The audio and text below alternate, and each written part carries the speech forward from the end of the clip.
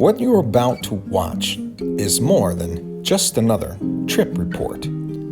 I like to think of it as more of a story. A tale in which four fellas set out in search of that sweet, soulful balm commonly referred to as wilderness. For me, the trip began with a bleary-eyed stumble down the stairs and a 3-hour drive into the mountains northeast of my home. There, I rendezvoused with my 3 other companions. 3 companions which, if you don't mind, I'd like to take a moment to properly introduce. First of all, there's Steve. Handsome stud, reliable friend, and meticulous planner. If you ever want to take a multi-day trip into the wilderness, the first thing you need to do is get yourself a Steve. Then there's Paul, a top-shelf friend and the most loyal of companions, a man whose life is living proof for the existence of God. Last but not least, the new kid, Brendan. Glad you could come along, little brother. I hope we see you on the next one. On a cheery Thursday morning, we dipped our paddles and leaned into the day before us. Those first few hours were a unique blend of fulfillment mixed with anticipation.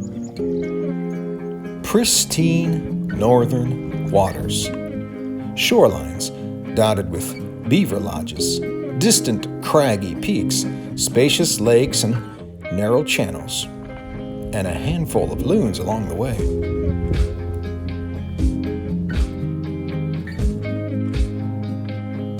And, of course, what would a backcountry canoe trip be without at least one good portage?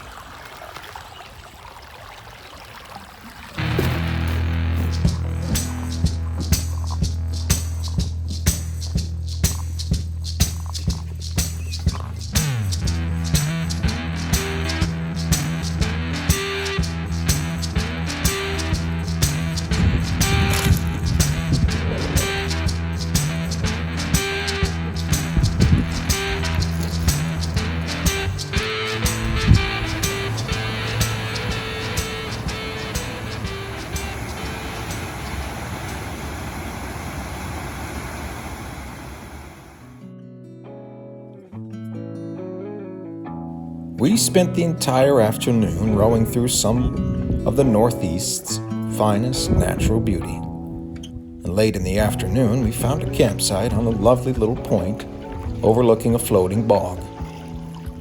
Soon enough, the pleasant sounds and aromas of camp filled the air.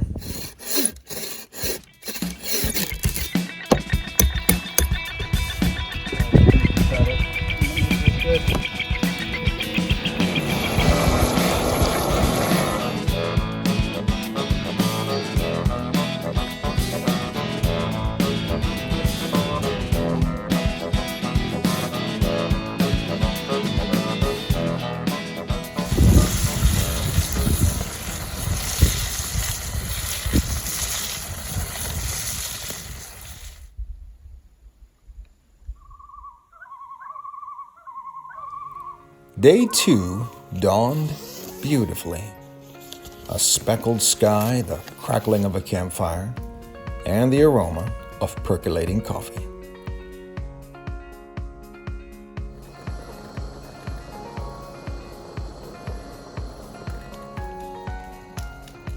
A dip in the lake to rinse away the fog of slumber, and it's breakfast time.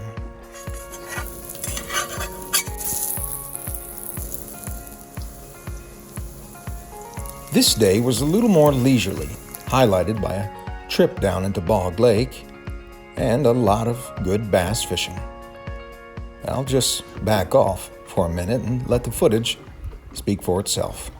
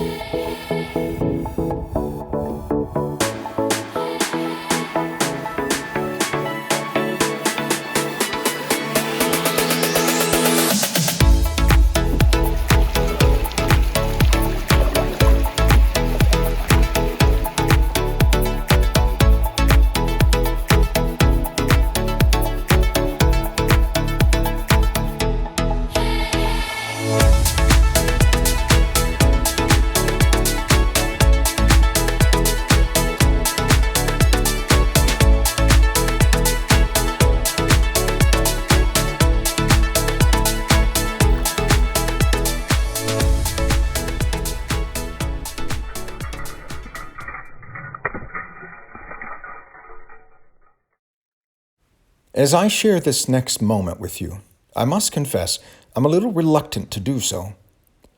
Not because I want to keep it to myself, but rather because frail words and grainy images do it a great injustice.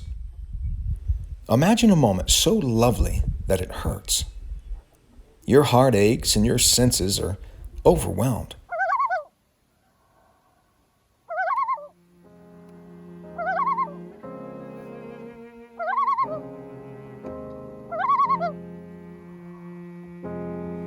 As we paddled across the motionless water on that particular evening, the sound of loons laughing in the distance, the gentle dipping of oars into the lake, an indescribably beautiful moon hanging overhead, it put a feeling into our hearts that was something very much like lovesickness.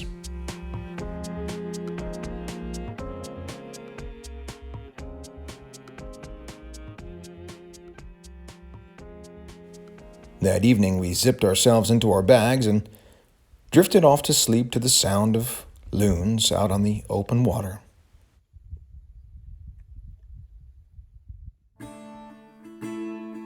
The following morning, it was time to break camp. With mixed emotions, we began the long trek back to civilization. Mixed emotions, I say, because when you're out here on trips like these, it's like another piece of your heart gets left behind. Back in here where the smell of campfire replaces the smell of hot asphalt, where the sound of traffic is swapped out for the mournful wail of a loon, where the mountain and bog remain as they have been for many long years. But there's also a part of you that knows you can't stay here forever.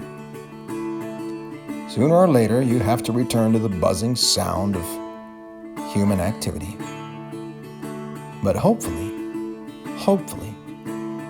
we can come back and bring a little sliver of this serenity with us. God knows this busy world could use a lot more of what can only be found in our last remaining tracts of wilderness. As always, thanks for the company. Until our next adventure together, I bid you a sweet and sincere farewell.